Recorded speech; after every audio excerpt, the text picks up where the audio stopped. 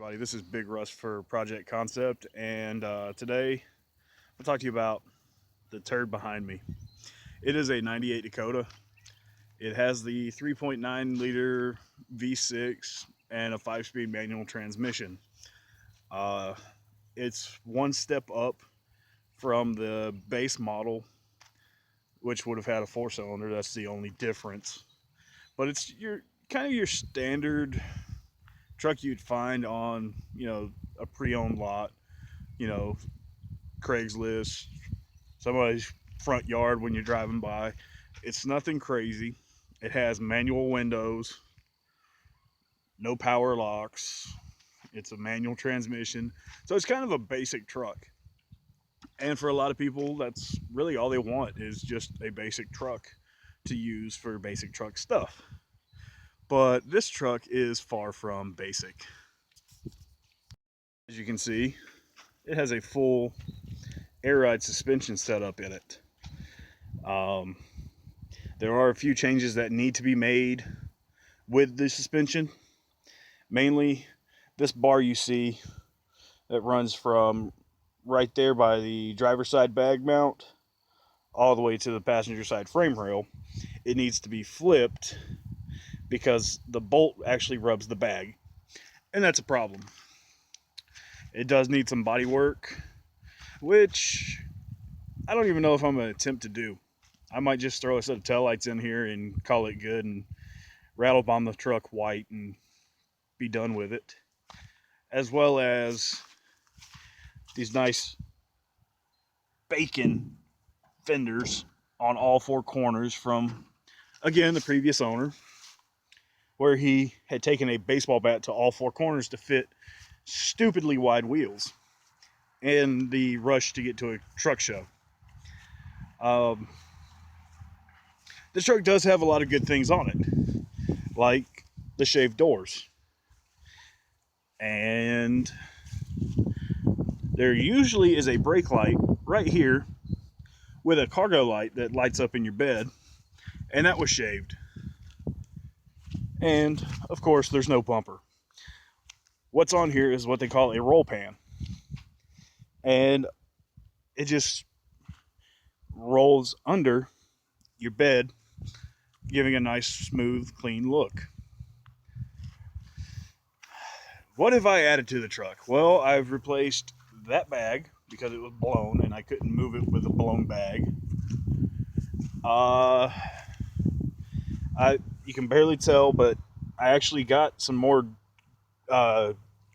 dashboard trim pieces with the gauge bezel and put the lighter wood grain in because I thought it looked cool. And these headlights that really don't fit for shit. As you can see, I'm wondering if, like, these adjustments right here, which you can tell, even using the proper size screw, kind of stripped out. So I'm wondering if that's part of the issue, because this tab should slide into that hole. Another problem, at one point this truck had a aftermarket bumper cover on, so they had a spacer here to sandwich the corners in, and that doesn't really fit well. So it's kind of a between adjusting the bumper towards the rear of the truck while sliding it in. I guess you can see the bolts are actually pretty easy to get to. Just loosen them up a crack and try to slide them back, whatever. Under the engine, or under the hood, there are a few things I would like to address and clean up. Mainly this big, ugly stock airbox, which there's nothing wrong with it. It works well. But I would like to throw an intake on it and call it good. Another thing is, the battery's dead. It's old. I need to try to find another fuse box cover And yeah, just give it a good cleaning. Really, it just needs a really good cleaning. One mod that I'm looking at doing, which there's tons of write-ups on and how to do. If you notice, the grill comes up with the hood. Well, there's a mod where you really just remove the grill and bolt it to your radiator core support, and then pop your hood up, and your grill stays down, which I think looks really good.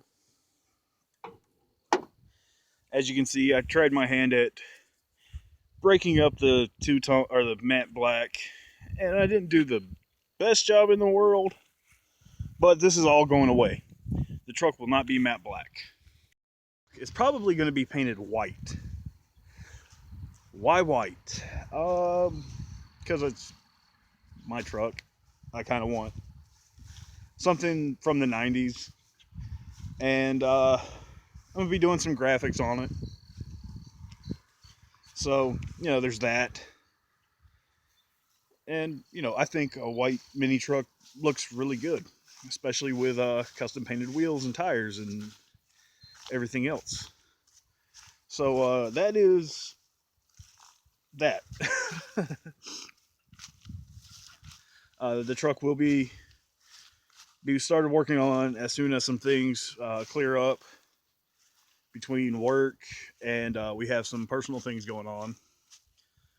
But really, to get that thing back on the road is going to cost me about $600, and that's parts, inspection, and registration, which really ain't too bad. I'm looking at about $400 or $500 just in parts. So you do the math. State of North Carolina tries to bend you over when it comes to registering a vehicle. The truck has been on the road in North Carolina before, so the biggest expense on that truck is a tie between the oil pan and the battery. So yeah, that's that, guys. Like I said, I am Big Russ for Project Concept. Thank you guys for watching this video. Please leave me some comments, some questions.